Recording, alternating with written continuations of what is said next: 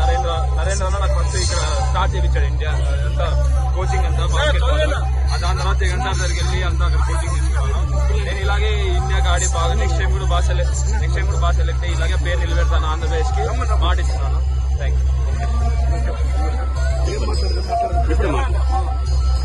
ఈ అబ్బాయి గత 5 సంవత్సరాల నుండి ఇండోర్ స్టేడియంలో సాయిబాబా కలర్లో కోచింగ్ తీసుకొని ఇప్పటికి ఒక 10 మన ఆంధ్రప్రదేశ్ నుండి 10 స్టేట్స్ ఆడి ఇప్పటికి first time Indian camp select అయ్యి క్యాంప్ లో ఈ అబ్బాయి సెలెక్ట్ అయ్యి శ్రీలంక పోయి HABA కంపెనీ గెలుచుకొచ్చారు.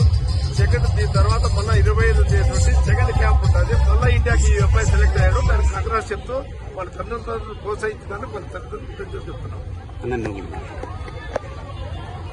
ఇంతవరకు సార్లు చెప్పి మీ కొడుక మా బాబు పేరు చెప్పి మా బాబు ద్వారకనాథ్ రెడ్డి ఈ అనంతపూర్కి మా నాన్నగారైన చలమారెడ్డి గారి తాతకు తగ్గ మనవుడుగా దీనికి పేరు తెచ్చాడు. ఇతను ఒక 6-7 నుంచి బాస్కెట్ బాల్ పోతున్నాడు.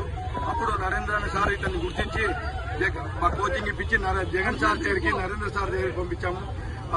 వంశీ దగ్గరికి అందరికి పంపిస్తే వాళ్ళ ప్రోత్సాహంతో ఇతను ఇంతటిపాడయ్యాడు. ఈ రోజు 10 నేషనల్ ఆడి ఈ రోజు ఇండియాకి సెలెక్ట్ అయ్యి శ్రీలంకకు పోయి అక్కడ దిగ్విజయంగా చేసి ఏషియా కప్ గెలుచుకొని ఈ రోజు అనంతపురికి ఫస్ట్ గా భారతదేశం నుండి రావడంతో భారీగా ర్యాలీకి నిర్వహించారు.